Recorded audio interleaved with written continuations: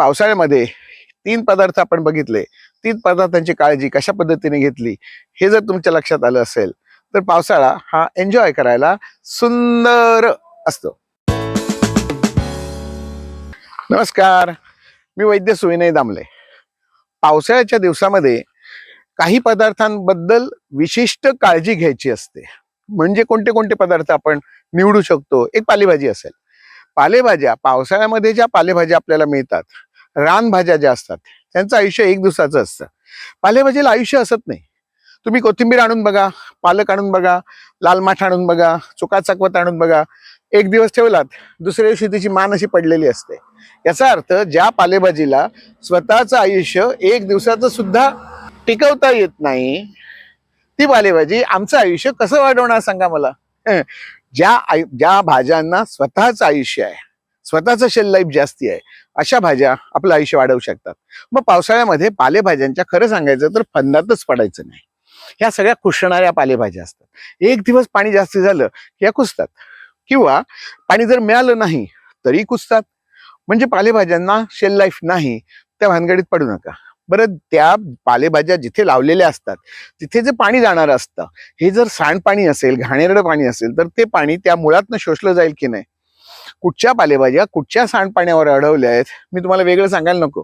Mumbai railway लाईनच्या बाजूला बघा सगळ्या पालेभाज्या असतात, आणि त्या पालेभाज्या कुठनं कुठच्या मार्केटमधनं कुठे येत असतील काही पत्ता लागणार नाही. आयुष्य जर आपलं चांगलं निरोगी ठेवायचं असेल तर त्या पालेभाज्यांचा मूळ स्रोत कुठून आहे हे लक्षात घेतलं पाहिजे.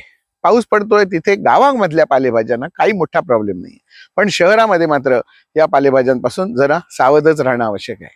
दुसरा पदार्थ असतो दही. पावसाळ्यामध्ये दही जे असतं ना, हे दही खाताना जरा सावधगिरी बाळगायची. कारण बाहेरचं वातावरण, पावसाळा हा आयुर्वेदानुसार वात प्रकोपक काळ सांगितलेला आहे. पावसाळ्यामध्ये बस्ती चिकित्सा सांगितलेली आहे. दही जर खायचं असेल तर दही हे खरं सांगायचं तर वात शामक सांगितलंय, पण दह्यातलं पाणी काढून टाकायचं, म्हणजे दह्याचा चक्का बनवायचा. हो, अगदी चक्का बनवायचा. दही घ्यायचं वाटीवर, आणि एखादी गाळणी घ्यायची, गाळण्यावरती दह्याची वाटी उपटी टाकायची, आणि मध्ये जर असा खड्डा खणल्यासारखं करायचं, म्हणजे त्या दह्यातलं सगळं पाणी, टिपटिप बरसा पाणी त्या गाळण्यातनं सगळं निघून जाईल, आणि वर जे घट्ट दही तयार होईल, हे दही तुम्ही कोशिंबिरीमध्ये घालू शकता. त्याच्यात साखर घालून मिनी श्रीखंड, घरच्या घरचं श्रीखंड करू शकता. त्याच्यात घाला वेलची, जायफळ, थोडासा कापूर, मस्त लागणार आहे. हेच कोशिंबिरीमध्ये वापरू शकता. भाताबरोबर सुद्धा घेऊ शकता, पोह्यांवर सुद्धा घेऊ शकता. छान वडीचं दही तयार होऊ शकतं. दही अशा प्रकारे खाल्लं तरीही चालू शकतं. पचडी नावाचा एक प्रकार पूर्वी केला जायचा. एकदम चॉप केलेल्या भाज्या कच्च्या, आणि दही घातलेलं, त्याच्यात शेंगदाण्याचं कूट घातलेलं, आणि वर फोडणी घातलेली, आणि लिंबू पिळलेलं, मस्त लागतं. मग त्याला दुसऱ्या कशाची गरजच लागत नाहीये, फोडणी घातलेलं मात्र पाहिजे.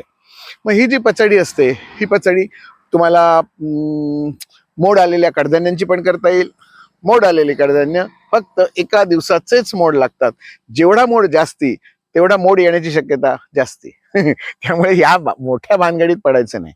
शिजवा, भिजवा, खावा, किंवा भिजवा, 1 दिवसाचा मोड आणा आणि खाऊन संपवून टाका. एखादी वाफ काढली तरी चालेल, किंवा खाताना कमी मात्रेत खा. आयुर्वेदामध्ये मात्रा नावाचा एक घटक सांगितलेला आहे.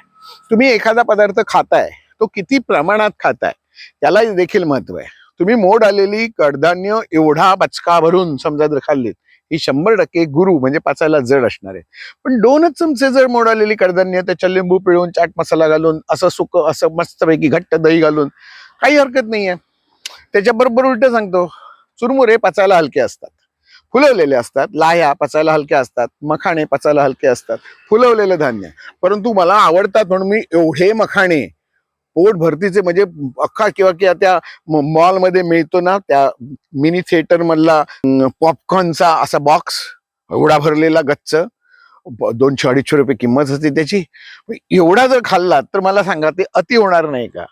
म्हणजे पचायला पदार्थ लघु आहे, पण तो किती प्रमाणात खाताय ते प्रमाण सुद्धा महत्वाचं आहे. त्यामुळे कोशिंबीर खायला हरकत नाही, एवढी दही घातलेली कोशिंबीर एवढी घ्यायला काही हरकत नाही. तिसरा प्रकार आपल्याला शोधता येईल, तो म्हणजे मध. पावसाळ्यामध्ये मध तुम्ही मस्त वापरू शकता, छान वापरू शकता.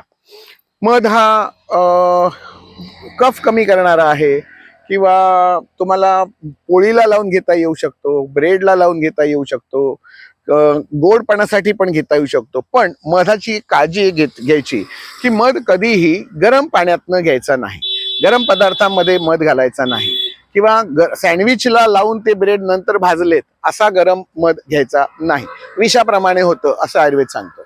मग गरम गरम चपातीवर तूप चालेल, मध चालणार नाही. तूप आणि मध हे सुद्धा विषम प्रमाणात घेतलं तरीही चालतं.